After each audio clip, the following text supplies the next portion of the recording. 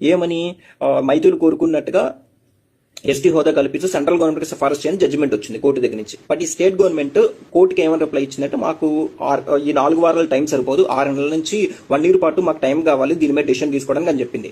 And ఇదే టైంకి కుకీలు నాగాలు కూడా నిరసన చేయడం స్టార్ట్ చేశారు.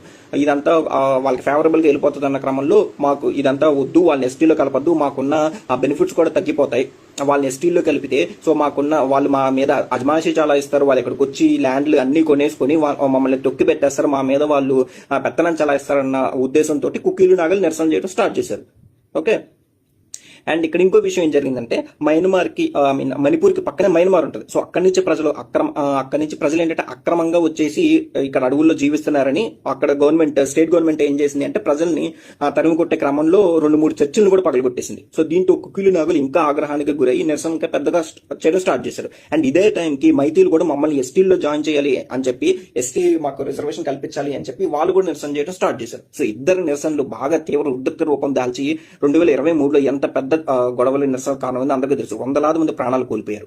బట్ స్టిల్ అది ఇంకా కంటిన్యూ అవుతూనే ఉంది. అక్కడ యూత్ లైఫ్ అంతా 3 years నాశనం అయిపోయింది. పిల్లలకి ఎడ్యుకేషన్ లేదు. అసలు స్టిల్ ప్రతి రోజు గొడవలు జరుగుతూనే ఉన్నాయి. రీసెంట్ గా ఒక రాకెట్ దాడిలో కూడా 2 చిన్నారులు మరణించడం మీకు తెలుసు.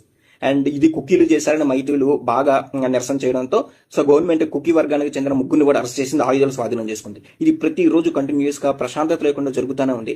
మణిపూర్ ప్రజలు ఎప్పుడు ప్రభుత్వం దీనికి విముక్తి కలుగుతుందో తెలియదు. అండ్ ఇంకో విషయం, దీని మీద ఎందుకు ప్రభుత్వం నిమ్మక నీరెత్తినట్టుగా ఉంటుంది అంటే చాలా మంది ఏదని చెప్తున్నారంటే సో మైతీలు జనాభా ఎక్కువ కాబట్టి అండ్ మోర్ అక్కడ ఉన్న అసెంబ్లీలో ఎమ్మెల్యేలు కూడా ఎక్కువ మంది మైతీ సామాజిక వర్గం చెందిన వాళ్ళే.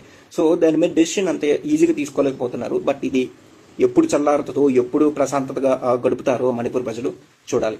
Thank you.